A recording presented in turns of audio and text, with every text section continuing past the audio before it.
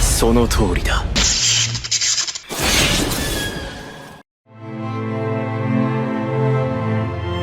Bienvenido, Beyonder. Hoy cubriremos los capítulos de la novela desde el 33 hasta el 44, completando así todo el material que debía de haberse adaptado en el episodio 2. Y además, respetando el orden de la novela, verás muchísimos detalles increíbles de esta historia que de otra forma jamás los hubieras conocido. Comencemos.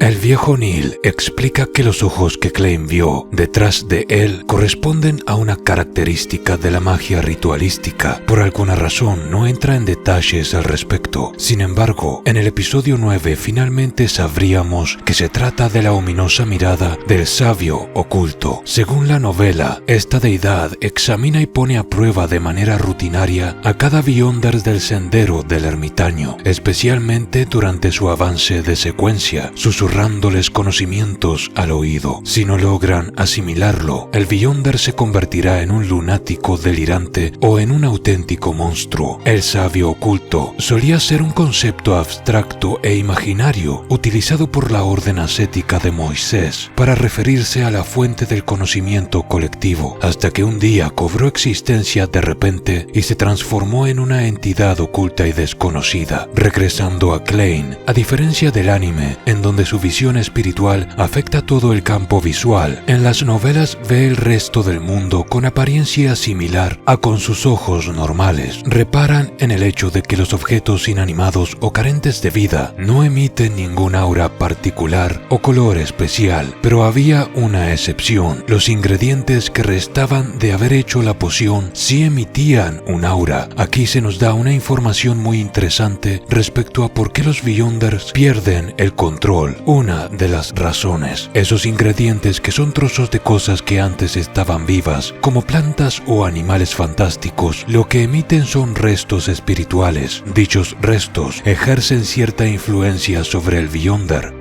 ¿Recuerdan la forma que adoptó Havre, aquel sujeto de los Mandated Punishers, en el episodio 8? Seguramente se deba a los ingredientes clave empleados en su poción, los cuales provienen de criaturas marinas. Parecía una suerte de tritón mutante, pero sabemos también que la característica Beyonder y la deidad correspondiente ejercen su influencia. Un Beyonder está expuesto a todo eso. En ese momento, Klein tuvo una pregunta que yo también tuve. ¿Por qué si se supone que el mundo espiritual está en todos lados, no ve fantasmas por todos sitios? La respuesta inicial es que estaban en la sagrada catedral Santa Selena. Sería un insulto a la diosa que permitieran que se acercaran espíritus a ese lugar. Lo otro que dijo el viejo es que no confundiera el mundo espiritual con espíritus, ya que no son solo fantasmas lo que habita el mundo espiritual. Como otra forma de foreshadowing a lo que sucedió en el episodio 9 del anime, Klein pudo avistar en el pasillo un aura que se confundía con la oscuridad circundante e inmediatamente sintió la fatiga en medio de sus cejas. La visión espiritual suponía una carga sobre el cuerpo ánima o el alma. A medida que Klein se fuera acostumbrando, podría usarla con mayor libertad. La fatiga podía manifestarse en forma de ilusiones, por ejemplo, por lo que pensó que tal vez lo que vio fue una ilusión. Sin embargo, luego sabríamos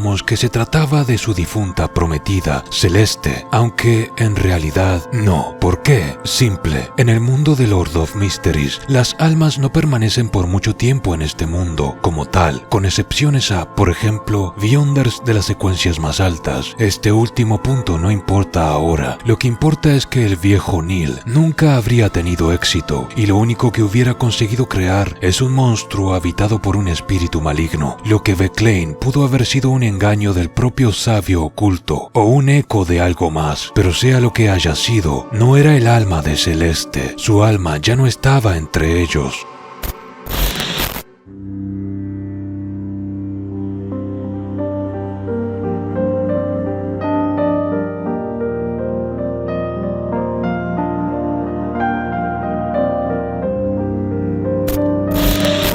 Como dato extra, Klein tenía que tener cuidado al usar la visión espiritual porque, por ejemplo, era más susceptible a que sus emociones fueran influenciadas por otras personas. Imagínalo de esta forma: si aumentas tu capacidad auditiva, entonces serás más sensible a los ruidos. Ejemplo estúpido, pero funciona. Sobre la acción de golpearse en medio de las cejas con un dedo 2 veces para activar y desactivar su visión espiritual, podría haber sido cualquier otro gesto en realidad, ya que a través de la cogitación, es decir, la meditación empleada para expandir la conciencia y acceder al cuerpo ánima y también la proyección astral, podía asociarse una idea o intención a un gesto casi como si fuera un mantra. De esta manera, uno se ahorraría tener que pensar profundamente en activar o desactivar la visión espiritual cuando concentrarse en ello resultara más difícil que simplemente tocarse la frente 2 veces. Él eligió ese gesto para no confundir cualquier otro, como chasquear los dedos y activar su visión espiritual sin querer. Además, tenía que ser un gesto que no tomara tanto tiempo. Golpearse una vez la frente podría hacerlo por accidente. Hacerlo 3 veces requería demasiado tiempo en situaciones críticas, por lo que 2 golpecitos era perfecto. De mi parte, hago el mejor esfuerzo para explicar de manera sucinta este tipo de información de la novela, porque en ocasiones desarrolla explicaciones metafísicas que pueden llegar a confundir un poco, pero es cuestión de organizar la información. De resto, la fatiga que sintió Klein era equiparable a la de 3 noches sin dormir. Como él no era de la secuencia 9, Sleepless, tras un uso inapropiado de su espiritualidad, debía dormir como cualquier otro Beyonder. Esto da la pauta de que si uno ejercita sus poderes y mesura, quedaría completamente vulnerable en un momento crítico, ya que sería asaltado por una gran fatiga en términos generales. Tras aquello, Klein volvió a su casa, se echó una siesta y al verse al espejo con su visión espiritual, corroboró que su aura había recobrado el brillo y grosor que le correspondía, lo que da la pauta de que él, con ese poder, puede ver cuánta fatiga se acumula en un usuario Beyonder, así como en una persona normal, después de un día de trabajo, por ejemplo. Lo que sucede a continuación no deja de resultar bastante revelador porque arroja unos cuantos datos interesantes. Era lunes, por lo que a las 3 tenía la segunda reunión con el Club del Tarot. Recuerden que aún seguimos en el episodio 2 del anime cronológicamente. Lo primero que hizo Klein después de bajar las persianas y dejar su habitación en completa oscuridad fue asegurarse con su visión espiritual de que no había nada en su cuarto observándole. Proteger su secreto era su prioridad máxima.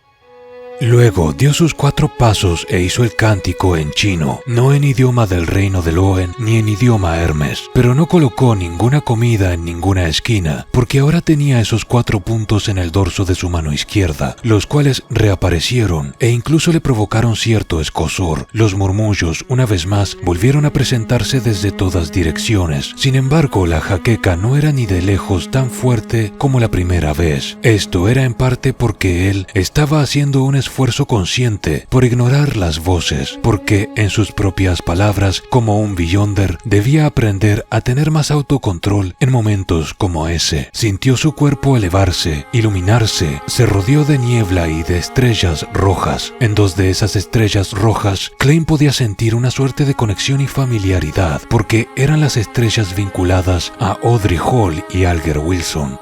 Cuando se vio a sí mismo y notó su propia figura borrosa, pensó en lo que el viejo le había dicho de la proyección astral. Seguramente se refería a aquello, pensó. Klein volvió a transformar parte de la niebla en aquel opulento palacio divino, con la mesa de bronce debajo del domo, así como a las 22 sillas negras con distintas constelaciones grabadas en ellas. Cada vez que Klein visitaba la niebla, tenía que invocar esas estructuras de su propia mente. También la novela nos explica cómo él rodea su cuerpo y su rostro con la niebla, adrede, para que no puedan verlo completamente. Él controla la niebla en cierta forma. La manera en la que invocó a Audrey y a Alger fue extendiendo su brazo y tocando esas 2 estrellas suavemente. Había un método en lo oculto y Klein cada vez avanzaba un paso más para entenderlo. A las 3 en punto, Alger Wilson, quien estaba en una suerte de sótano contemplando la tormenta y oyendo el sonido de las olas y los relámpagos que provenían de dentro del frasco que contenía su poción, fue absorbido por una luz roja que le proyectó al reino de la niebla. Lo mismo ocurrió con Audrey Hall, quien curiosamente tenía una libreta y una elegante pluma cubierta de joyas a mano para poder anotar toda la información que obtuviera, ni bien regresara de la niebla. Audrey saludó a El Loco, de quien solo podía intuir las manos y el contorno de su figura. Klein puso en práctica lo que había aprendido de la visión espiritual y las auras. Pudo cerciorarse de que Audrey Hall tenía una aura brillante y gruesa, propia de una vibrante joven, y a raíz de los colores rojo y amarillo de sus emociones, conjeturó que ella sentía júbilo y excitación. Su entusiasmo era claro. En cuanto a los colores de Alger Wilson, el colgado eran azul y un poco de naranja. Significaba que estaba calmado, pensativo, cuidadoso y un poco complacido. Al entrecerrar los ojos y enfocarse en la capa más profunda de su aura, notó el azul de un océano en la tormenta. Klein se preguntó si lo que estaba viendo era su proyección astral. Estaba claro que Alger era un Beyonder y por lo que podía ver, uno bastante fuerte.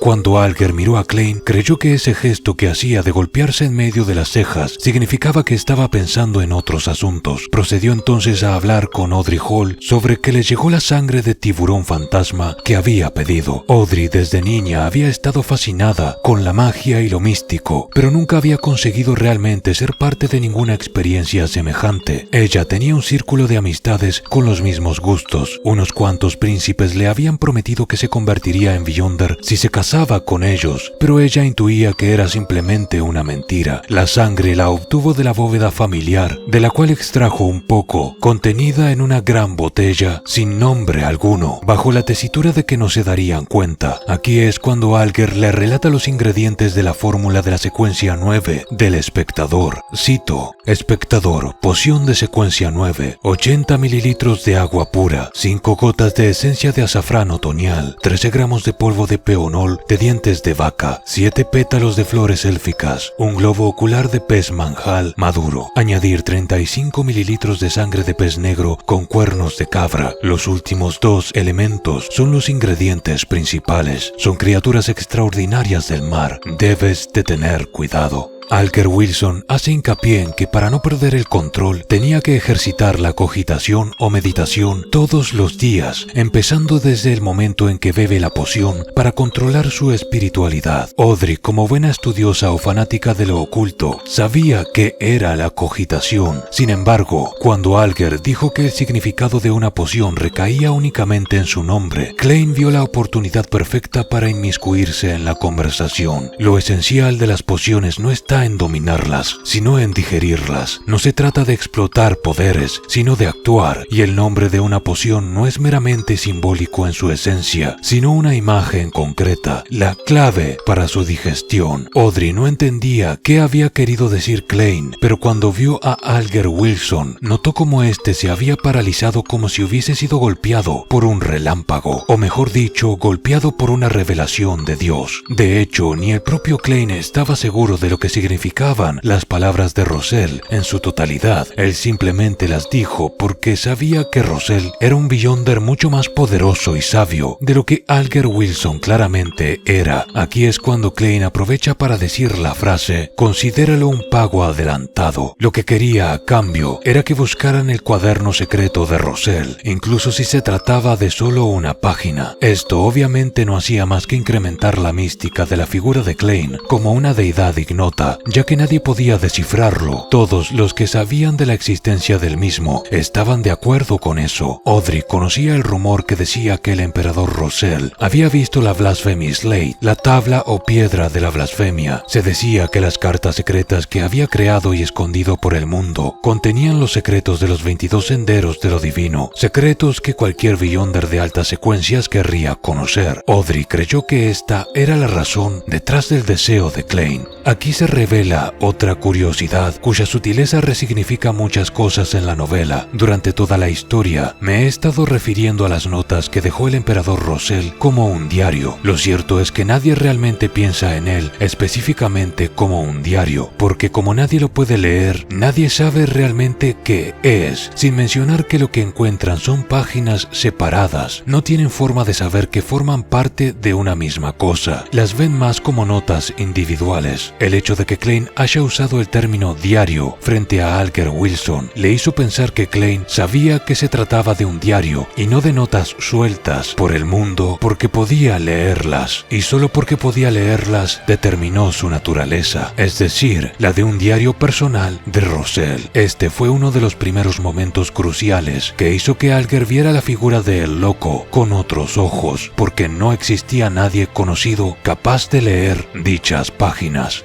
Aquí también se discute el método a través del cual iban a entregarle la información a Klein, porque él no podía aceptar esos documentos de forma física. Klein conjetura que sería posible proyectar los elementos que existen en la realidad en el reino de la niebla, por lo que materializa una hoja y una pluma frente a Audrey Hall y le ordena que escriba algo. Klein podía sentir la intención de Audrey de escribir y guió esa intención para que sus palabras se imprimieran sobre el papel.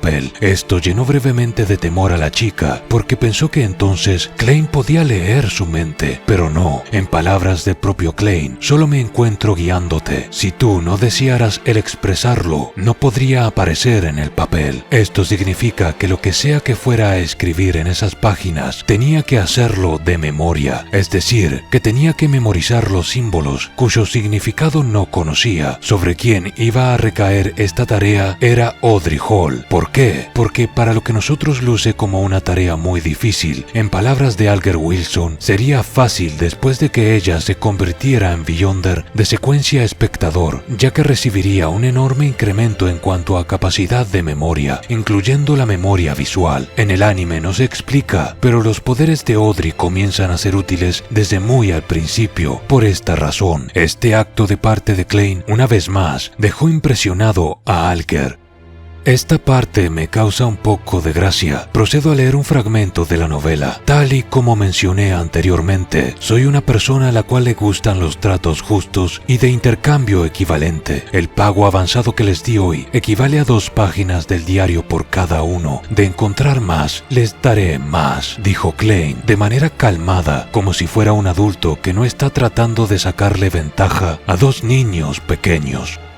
Alger Wilson procede a explicar qué significa ser un espectador. Hace hincapié en no involucrarse. En palabras de Alger en la novela, cito, sé que muchos espectadores disfrutan imaginándose a sí mismos como el protagonista o algún otro personaje. Como resultado, invierten una gran cantidad de emociones en ello, hasta el punto de llorar, reír, enojarse o entristecerse a causa del drama. Sin embargo, eso no es lo que un espectador debe hacer. Al enfrentarse a los diversos dramas de la sociedad y a las figuras que, consciente o inconscientemente, interpretan el papel de ciertos personajes, debes mantener siempre la actitud de un observador absoluto. Solo así podrás observarlos con calma y objetividad. Descubrirás sus hábitos, sus tics al mentir o el rastro de nerviosismo en su olor. A partir de esas pequeñas pistas, podrás captar sus verdaderos pensamientos. Créeme, todos se diferencian por sus emociones, segregan distintas cosas y distintos olores, pero solo un verdadero espectador puede percibirlos. Si involucras tus emociones, tu observación se verá influenciada y tu sensibilidad hacia las emociones de los demás se desviará.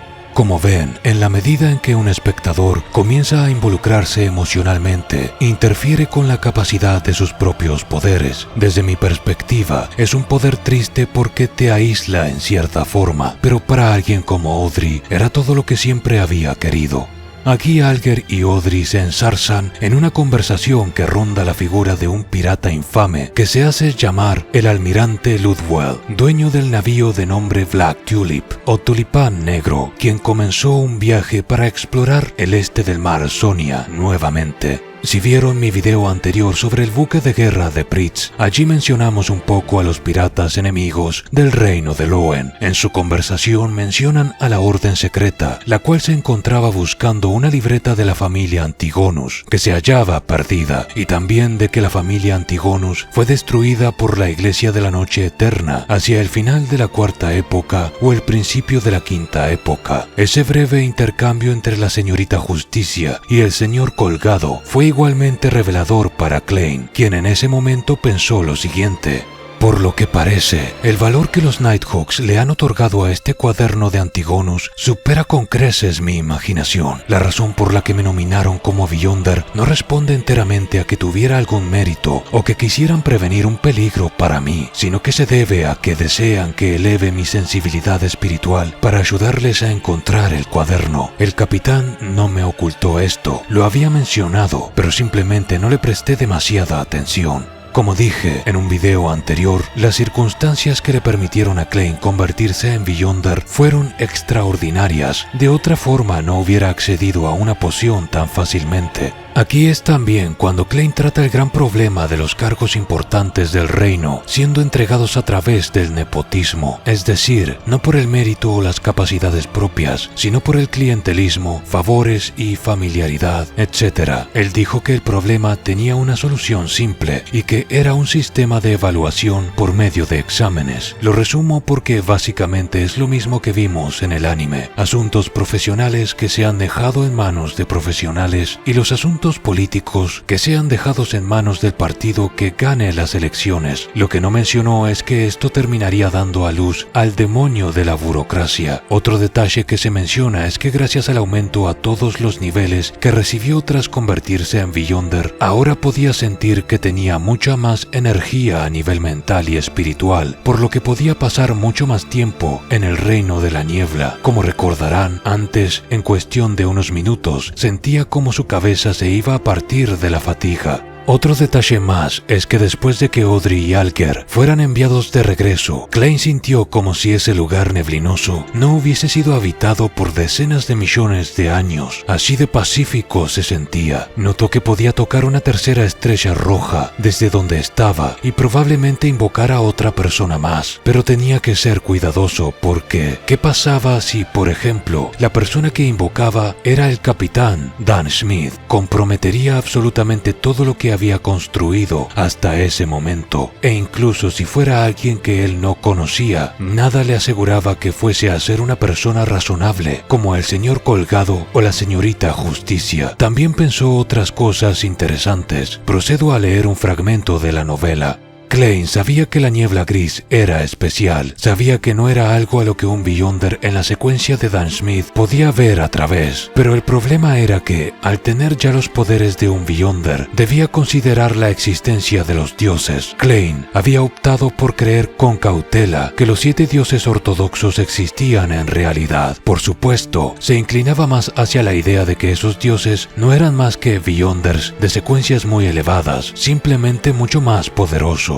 Además, estaban sometidos a estrictas limitaciones, al menos desde la quinta época, aparte de unos pocos oráculos, no habían vuelto a aparecer. Les recuerdo que esto es lo que Klein piensa en ese momento con la información de la cual dispone. Yo nunca me inventaré nada de lo que vean en estos videos, ¿entendido? Si cabe mencionar algo más sobre este momento, podría decirse que cuando Alker Wilson regresó al sótano, lo que en realidad seguramente sea el camarote de un barco, se sentía frustrado porque había tomado unas cuantas precauciones, o mejor dicho, preparaciones, para poder dilucidar la forma en la que el loco lo estaba invocando, pero no pudo siquiera tener la más pálida idea, ni de quién era, ni de qué clase de poder estaba empleando. En un pergamino próximo a él se encontraban los ingredientes escritos para la receta de la secuencia 7 del Sendero del Tirano o Marinero, llamada Seafarer o Navegante. Gracias a la ayuda de Audrey y de El Loco, él podría convertirse ahora en un Beyonder de secuencia 7. Esta reunión del tarot en particular la adaptaron en el episodio 4, cambiándola de orden y además dejando contenido por fuera otra vez. Continuemos ahora con el capítulo 37 de la novela, el cual se dedica a Klein haciendo su recorrido desde su anterior apartamento en Iron Cross Street hasta la casa donde Welch y Naya murieron, para ver si encontraba alguna pista de dónde podría estar el cuaderno Antigonus. Recordemos que esto lo hace bajo la presunción de que posiblemente él haya escondido la libreta y luego perdiera sus recuerdos. Lo curioso es que esta sería la primera vez que visitaría Iron Cross Street siendo ya un Beyonder. Esa zona es extremadamente pobre. Él sintió como si fuese asaltado por un malestar general. Tras activar su visión espiritual, se dio cuenta de por qué. Se debía a que había aumentado su susceptibilidad a las emociones ajenas. Pudo ver cómo tanto niños como adultos, padres, madres, vendedores ambulantes, etc., tenían auras que delataban estados de salud no muy buenos, algunos peores que otros, es decir, que tenían esperanzas de vida reducidas y algunos tenían enfermedades, en casos particulares sin saber que tenían algo serio. Y en cuanto a los colores de la capa más profunda de sus auras, es decir, sus emociones, todos despedían una ola de apatía, tristeza y abatimiento. Sus nuevos poderes le permitieron contemplar una visión más desoladora de la clase baja. Aquello formaba parte de la advertencia del viejo Neil cuando le enseñó la cogitación. Tenía que tener cuidado porque sus propias emociones podían ser influenciadas por las de los demás. Era algo que tenía que aprender a entrenar. Mientras mayor era la percepción de uno como Beyonder, mayor eran los efectos que las anormalidades y el entorno tenían sobre uno. En palabras de la novela, tenían que practicar el control y la adaptabilidad. Desde allí fue hasta las afueras de la casa Welch, pero no encontró ni recordó nada. Y eso que caminó bastante. Fue en este distrito de clase media alta donde se ubica la casa de Welch que de casualidad se topó con un local cuyo letrero leía Club de Adivinación, el mismo que vimos en el episodio 4, pero que cronológicamente, según la novela, Klein encontró en los eventos que corresponden al episodio 2. Su motivación para involucrarse con el mismo era simple. Para digerir la poción, según Rosell, tenía que actuar como un vidente. Seguramente involucrarse con ese club significaba actuar como un vidente, pensó, y también le daría algunas ideas. Dali Simone también trabajaba, solo que como una medium espiritual de cara al público, porque ella conocía el método de actuación y creía que una medium debía actuar como una medium, aunque eso lo sabríamos mucho más adelante. Algunos de los detalles que se nos dan es que daban servicios de adivinación, pero también podías unirte al club por un módico precio de 5 libras por el primer año, y luego 1 libra los años siguientes. Haciendo simples cuentas, podemos inferir que costaba 5 meses de renta en el anterior apartamento desvencijado de Klein el unirse a ese club el primer año. Luego el precio ya era de 1 mes de renta, por lo que ya era más asequible. Podías disponer de las herramientas de adivinación que te daban, también te entregaban café y té. Una vez al mes venía a visitar al menos un adivino famoso, a dar clases, etc. Pequeños detalles que me gustan mencionar. La idea del club también era incentivar el formar nuevas relaciones en base a intereses similares e intercambiar información. Si eras miembro podías leer la fortuna a otras personas que quisieran, es decir, que podías tener tus clientes ahí siempre que les dieras un porcentaje de las ganancias al club. Como Klein no tenía 5 libras en ese momento, simplemente optó por que alguien leyera su fortuna. Como detalle extra, Klein parece no dejar de reparar en la belleza y la elegancia de la recepcionista, de nombre Jessica.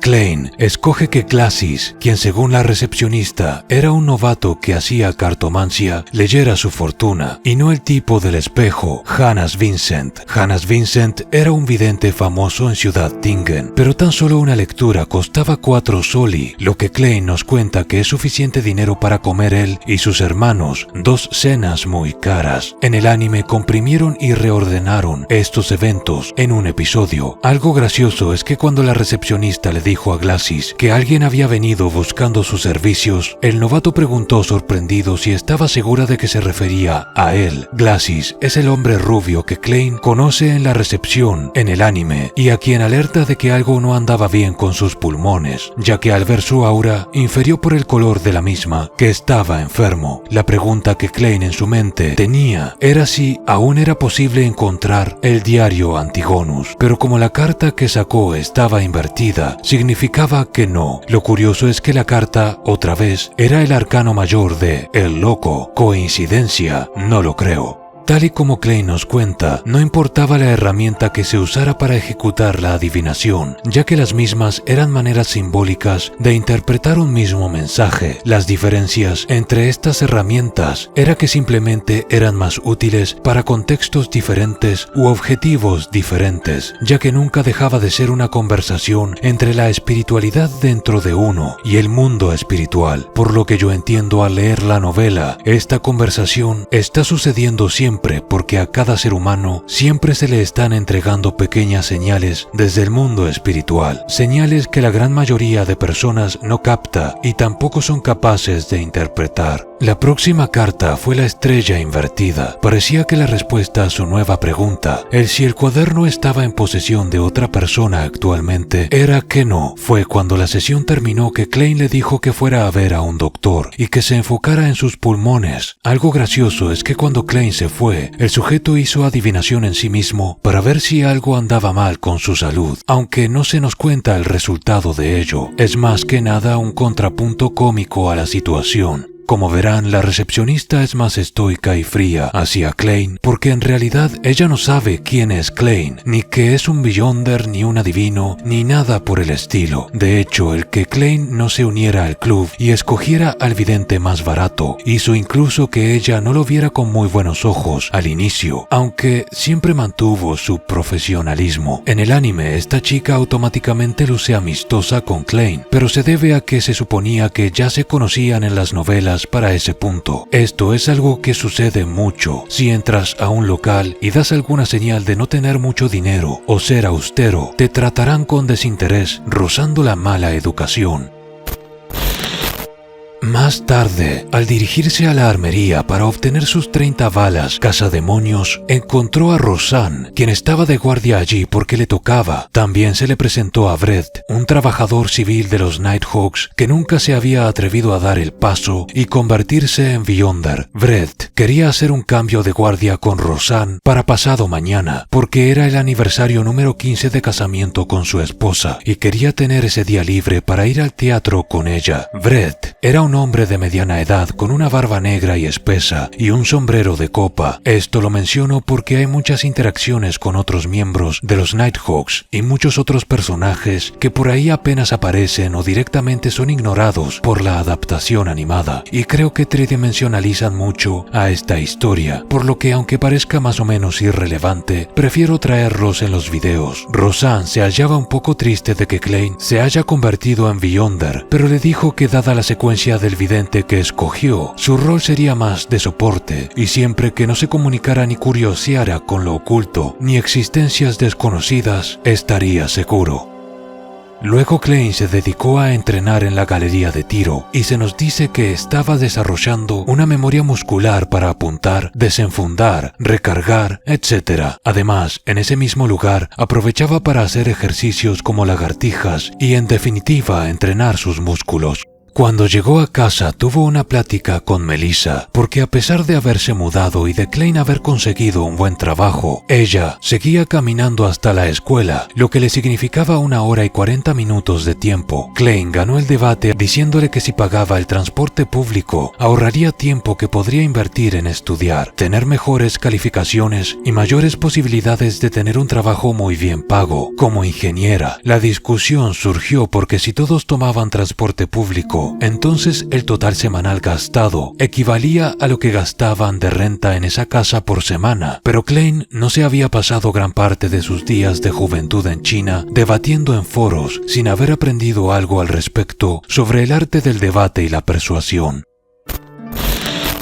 Cuando él pasa una noche de guardia en el cuartel de los Nighthawks, sucede un momento muy revelador respecto a ese poder que en muchas ocasiones vemos a Klein usar. El viejo le propone hacer un experimento. Klein prepara café en 2 tazas idénticas, solo que en una pone un poco de lodo de su bota. Cuando el viejo vuelve, usa su cadena, la cual contenía una piedra lunar o labradorita enganchada en la punta. El péndulo giró en sentido antihorario y supo cuál era la taza de café que no no le convenía tomar. Aquí se nos explica cómo es que funciona este poder tan importante. El término académico es péndulo de radiestesia. Con la ayuda de herramientas como el péndulo en este caso, uno puede dialogar con el mundo espiritual y el cosmos, planteando preguntas e interpretando la reacción de dichas herramientas. En el caso del péndulo le permite adivinar lo que es bueno y lo que es malo. Si el péndulo gira contra el reloj, significa que es malo. De ser bueno, gira en sentido horario. Si no se mueve es porque no es ni bueno ni malo. También aplica para positivo o negativo. Se puede escribir lo que se quiere saber sobre una hoja de papel, pero debe ser planteado como una afirmación y no como una pregunta. Entonces, se debe extender el péndulo sobre el papel, cerrar los ojos y repetir la oración en tu mente 7 veces. Puede ser interpretado como bueno o malo, positivo o negativo, como éxito o fracaso. En lugar de preguntar, ¿estará Melissa dispuesta a casarse conmigo?, debes escribir, Melissa está dispuesta a casarse conmigo. Claro que lo dicho es un ejemplo porque tiene múltiples usos. Así que sí, cada vez que Klein usa su péndulo o su bastón, cierra los ojos y repite 7 veces la misma oración en su mente. Esto lo comento para que comprendan algunos de los memes que rondan sobre Klein en internet.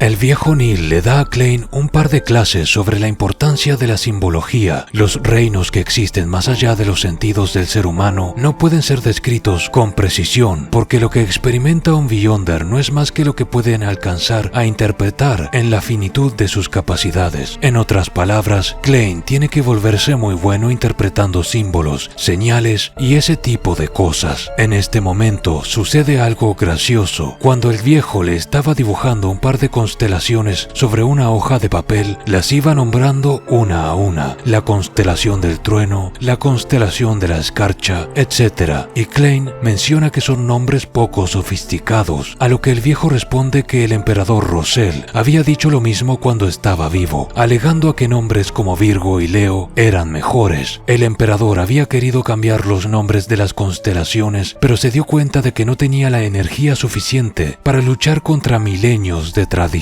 por lo que abandonó la idea, típico del emperador Rosell, copiando ideas de su viejo mundo. La información que el viejo le dio a Klein era muy vasta, al punto en que el propio Klein se da cuenta de que si no fuera por la mejora de memoria que le otorgó la poción, no hubiese sido capaz de retener ni la mitad. Hablamos de mapas de constelaciones, el significado de varios símbolos, los materiales y métodos de creación de una bola de cristal, encantamientos, etcétera, etcétera. En palabras del viejo Neil, la memoria por sí sola no será suficiente. Debes de poner estos conocimientos en práctica para integrarlos y usarlos de manera intuitiva, y la cogitación, es decir, la meditación, debes de llevarla a cabo todos los días. El viejo Neil también dice que poner en práctica esos poderes es lo que va a ayudar a asimilar la poción, cuando en realidad la digestión y el método de actuación que Klein aprendió de Rosell es la clave. Esto nos permite ver cómo exactamente es que la mayoría de Beyonders intentaban asimilar sus poderes para ascender a una secuencia superior. Pensaban en que usarlos tanto como puedan era la clave, hasta que Klein más tarde les revelaría el secreto, como lo pudimos ver en el episodio 9 del anime. En esta escena también se plantea la posibilidad de que Klein pueda pedir al capitán que financie su membresía al club de adivinación, porque significaría una fuente de información, básicamente una actividad de inteligencia Nighthawk, ya que Klein estaría en contacto con varios ciudadanos y existía la posibilidad, por tanto, de que entre ellos se cruzara con miembros de otras organizaciones y demás. En efecto, Klein redactó su solicitud por escrito tanto para obtener un péndulo de adivinación o péndulo espiritual, los cuales eran sumamente caros por los materiales con los que se hacían, así como para pedir dinero para financiar sus actividades en el club de adivinación. El capitán lo aceptó con una sonrisa a sabiendas de que el viejo Neil era quien le había dado ese consejo a Klein en su picardía. Como ven, el viejo no solo lo entrenó, sino que le enseñó muchas otras cosas que le convirtieron en el Beyonder que vemos en el anime. La conexión que ellos dos habían conseguido en esos 2 meses fue muy grande. Es literalmente el primer mentor que Klein tiene en ese mundo. Lo comento especialmente para los que vieron el episodio 9 del anime. Como dato curioso, la piedra del péndulo de Klein se llama Piedra Topacio, justamente la habitación en la que Klein había recibido su adivinación por parte de Glassis en el club de adivinación se llama Habitación Topacio, una coincidencia que quiero mencionar porque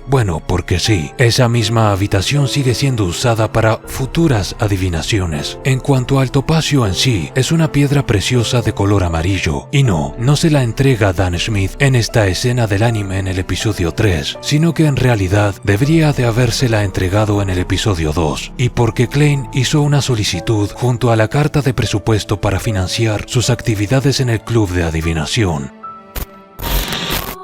La novela también nos deja saber sobre la rutina en la que había entrado Klein, y la voy a incluir en este video para que entiendan realmente cómo vivía Klein el día a día. Tras despertarse en la mañana meditaba o cogitaba durante media hora, luego tendría 2 horas de clases místicas y 1 hora y media de estudios de documentos históricos. Tras almorzar se echaba una siesta en los cuartos que tenían los Nighthawks, tanto para descansar como para jugar un rato a las cartas, etc. Allí interactuaba mucho con sus compañeros. Luego invertía un tiempo en la galería de tiro. Tras ello haría otro recorrido entre la casa del difunto Welch y el apartamento que alquilaba anteriormente. Durante el recorrido practicaba su visión espiritual y su habilidad con el péndulo espiritual, y de camino de regreso a casa compraría los ingredientes para la cena y otros artículos de primera necesidad. Quiero aprovechar para mencionar que había mucha camaradería entre los miembros de la organización. Por ejemplo, solían almorzar juntos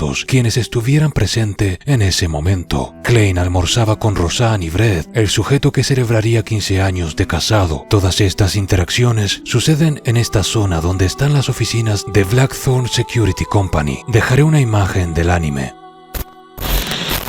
La siguiente escena de relevancia corresponde a Audrey Hall. No recuerdo si se explica en detalle en el anime, pero la razón por la cual Susie, su Golden Retriever, ingirió la poción se debe a que Audrey fue interrumpida por una sirvienta cuando estaba a punto de beberla. Una duquesa le había invitado a tomar el té y pasar la tarde con ella, pero Audrey fingió que se sentía mal. Cuando regresó al laboratorio de su hogar, encontró que Susie había empujado la copa al piso y había lamido toda la poción del suelo. No era extraño que la gente de la más alta alcurnia tuviera un cuarto con laboratorio alquímico y químicos al servicio de estos, pero no necesariamente para uso sobrenatural. Audrey Hall había reunido suficientes ingredientes como para 2 pociones, por lo que preparó otra, y de inmediato bebió ese brebaje espeso y de color plateado brillante. Secuencia 9, espectador. Algo gracioso es que Audrey había aprendido en sus clases de etiqueta cómo desmayarse de manera perfecta y realista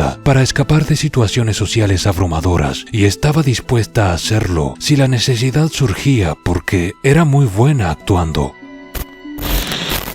En una escena distinta se nos muestra cómo Alger Wilson se encontraba en el puerto de una isla en los mares más allá de Puerto Pritz. Dicha escena es reveladora y no aparece en el anime. Alger Wilson había rechazado convertirse en capitán de un equipo de Mandated Punishers, lo que equivaldría al rango que Dan Smith tenía, solo que dentro de la iglesia del Señor de las Tormentas. En su lugar, él había escogido convertirse en capitán de un navío llamado Blue Avenger y navegar los mares. Su excusa era que prefería navegar los mares para vigilarlos y mantener el reino de Loen protegido, y que de esa forma él estaría sirviendo al Señor de las Tormentas, ya que los mares también eran suyos y debían de ser vigilados, debido a que, según su fe, aquel era también parte de su reino. Esto, según lo interpreto, ya que la conversación es un poco ambigua. Sabemos entonces que Alger Wilson era un hombre de méritos que de regresar a tierra firme habría acuñado lo suficiente como para ser recibido con honores entre los suyos. El hombre que le había cuestionado todo esto era un sujeto rubio llamado Sainz. Parecía que Alger les había ayudado a él y otros miembros de los Mandated Punishers con una misión reciente. Tras despedirse, Alger Wilson murmuró por lo bajo: Sainz, tú no eres capaz de entenderlo porque no sabes lo suficiente. Con estas palabras se nos da a entender que Alger posee información que le está aquejando. Se nota un aura pesimista a su alrededor. Como dato extra, el navío de Alger, el Blue Avenger, es un barco fantasma, una reliquia del Imperio de Tudor. Si quieren más detalles, está en este video.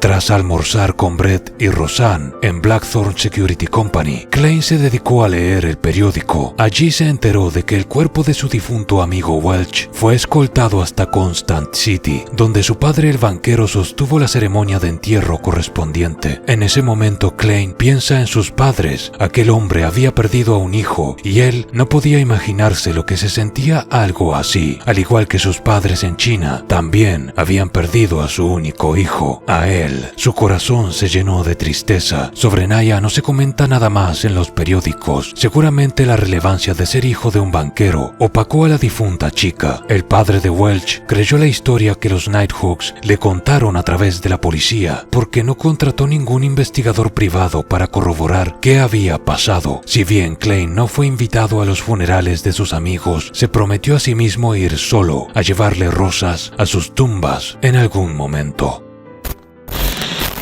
Aquel día en particular, Tingen City estaba siendo azotada por una torrencial lluvia. Un hombre extremadamente preocupado entró por la puerta de Blackthorn Security Company. Se trataba del mayordomo del señor Vickroy, un mercante tabacalero. Su pequeño hijo Elliot fue secuestrado aquella mañana. La fachada de los Nighthawks, más que una de detectives, era una de mercenarios. Al menos así era como los veían los ciudadanos. A ellos y a las fachadas de las otras iglesias que también contaban con sus oficinas de mercenarios / detectives, por lo que se da a entender en la novela. Si un miembro de la organización contaba con tiempo libre y quería aceptar uno de estos encargos, podía hacerlo sin problemas. Esto no se explica en el anime, pero debido al horrendo crimen en el que se vio involucrado Klein Moretti, el cual se dio a conocer como un robo y asesinato, todos los nobles en Ciudad Tingen estaban asustados, por lo que acudieron al servicio de distintas compañías de mercenarios para protegerlos, haciendo que en ese momento de la historia no hubiera casi ningún mercenario disponible. Por eso es que este hombre terminó yendo a Blackthorn Security Company, porque a pesar de estar muy escondido, el sitio era el único que contaba con gente disponible. La recompensa era una extremadamente jugosa: 100 libras de encontrarlo y 200 libras de rescatarlo sano y salvo.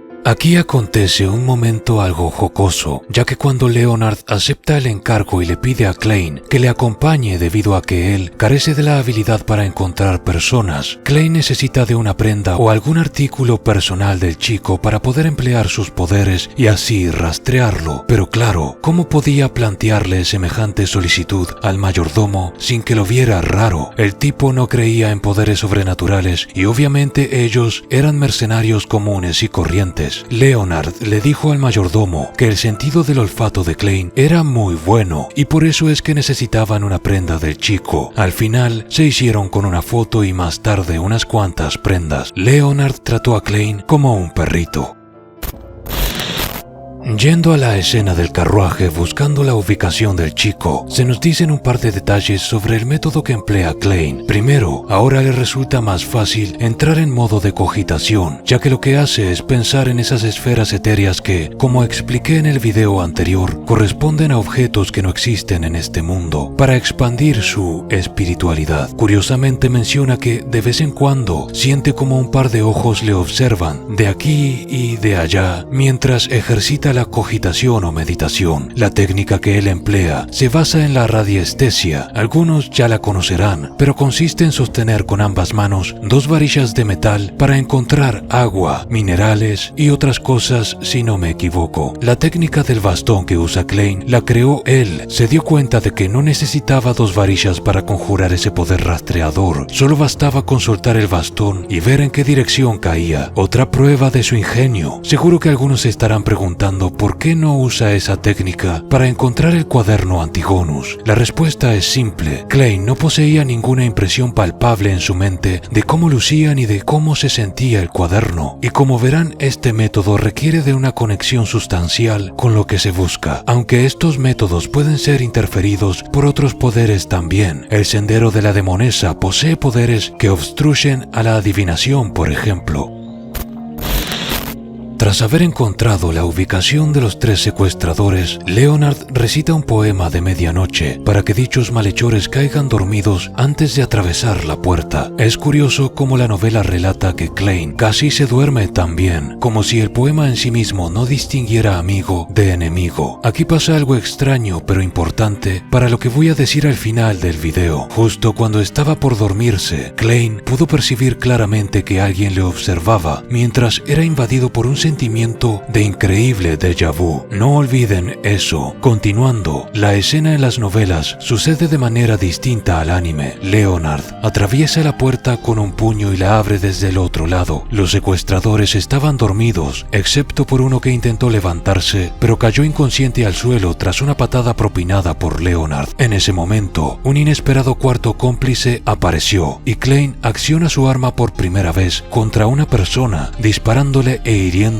uno de sus hombros. El sujeto intentó escapar, pero gracias al disparo de Klein, Leonard pudo alcanzarlo e incluso halaga la puntería de Klein, aunque este último piensa que en realidad él había apuntado a sus piernas. Aquí se nos revela que gracias a la poción, los sentidos de Klein se habían incrementado sin la necesidad de que él entrara en cogitación. Por eso es que oyó los pasos del sujeto por las escaleras desde la distancia. Su visión también había sido mejorada. Se nos comenta cómo el sujeto había lanzado la bolsa de compras que había traído consigo, intentando obstruir la visión de Klein, pero Klein pudo ver a través de la obstrucción de tal objeto. Esto le sorprendió incluso a él, por la forma en la que lo describe. Es como si su espiritualidad y sentidos paranormales le enviaran información extra a los sentidos físicos como el oído, el olfato y la vista. Klein tiene una percepción espiritual aumentada, sin necesidad de entrar en cogitación.